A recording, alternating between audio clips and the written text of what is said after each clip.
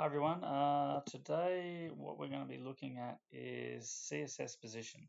So CSS position is basically all about how we position items on a page.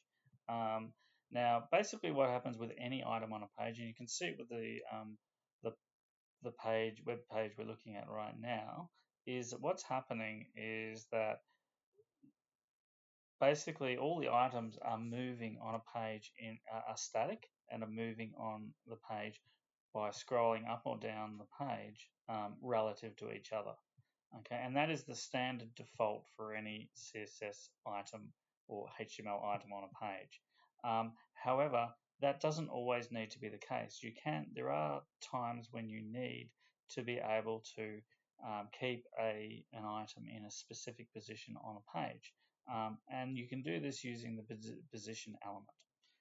So we'll jump into it so you can have a bit of a look. So basically what I've done is create a web page with just a few things as examples so that we can see. So I've just got some text, some image, we've got sort of a green thing representing a navigation bar or something like that. And we have that all running off this page here. Okay, so basically what I've done is just put in just a boilerplate of a web page. I've created a couple of items on that page. So one that's a div called text, which I've given the class fixed. Okay, and then I've got a container below that, and that container has been formatted to a height of 100 pixels and 100% of the width, and given a background color, which was that aqua green that we put on. And I've also got a picture, a little bit more p text, and then a whole heap of text, which will make it scroll. So if we want to basically make a particular item become fixed, what we can do is that we can just set the property position to fixed.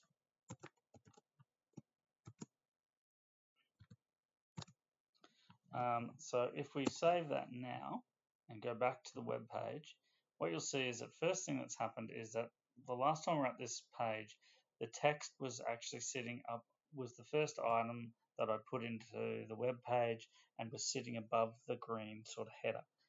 Now, I haven't moved the position of the div with the text information here. I haven't moved that at all. But what's happened is because I've set the property as fixed, it's now sitting on top of all the other elements, so that when I scroll, it just stays there in the corner. So you could use this, for example, and it just stays in an element. You could use it for example, having a watermark on your page or something like that. Or a logo that you want it to be constantly visible. And that's basically how you do it. Now, if you want to position things, what we can also do, which is pretty simple, is just put in top, put in, let's say we do 50 pixels, and we can save it. And so what's happened is the text has moved down 50 pixels from the top, but still has those same properties. So if you wanted to move it into the middle, then you could either go from the left or the right or the bottom with the same, basically with the same commands to be able to push the text around. So basically, that's how you can keep a piece, an item on a screen fixed. Now, the other example of where you might want to use it is in cases where you want to make it an item position it relative to other items. So the example we've got here is on YouTube. Every single thumbnail has a length of video in the corner there. Now, if I scroll up or down, the thumbnail moves, as does the time, but they move together. So this value there in the corner there is basically fixed relative to the thumbnail. So we can actually do that using using this property. So to save me having to write it out, there's an example in the web page. I'm just going to take a copy of that. Copy.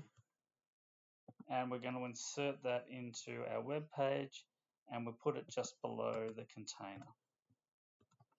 Okay, and then we can explain what's happening with the example.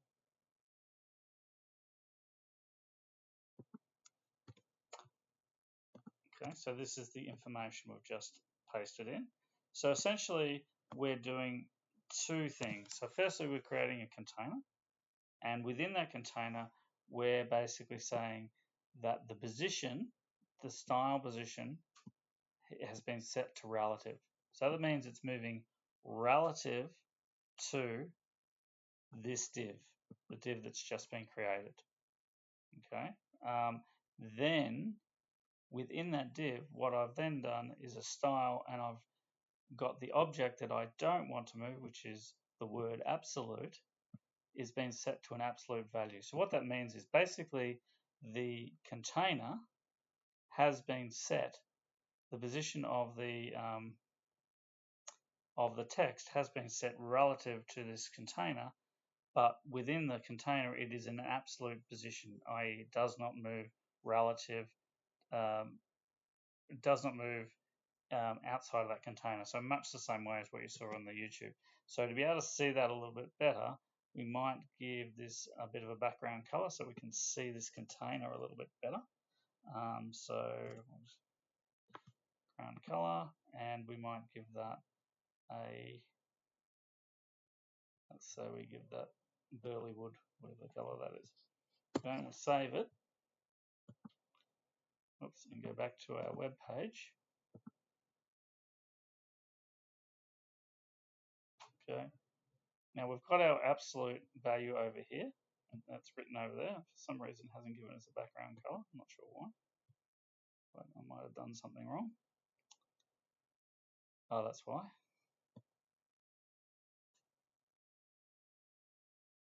I think I put it in the wrong place.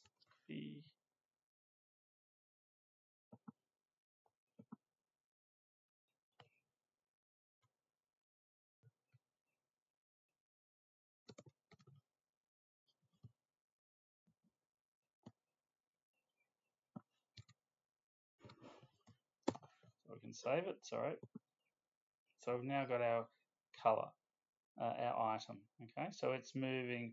Now, if we wanted to, let's say, stick it somewhere on the image here, we can just move. We can move it across onto the image. So if we want to go right, instead of right, let's make it left.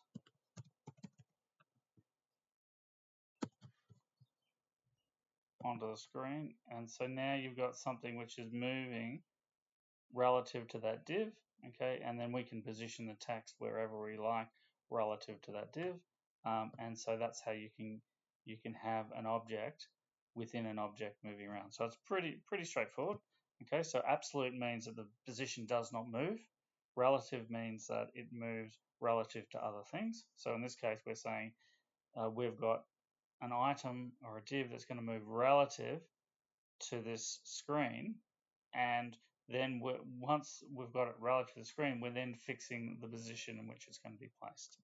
Okay, so that's pretty much useful for things like that YouTube, putting in the timestamp.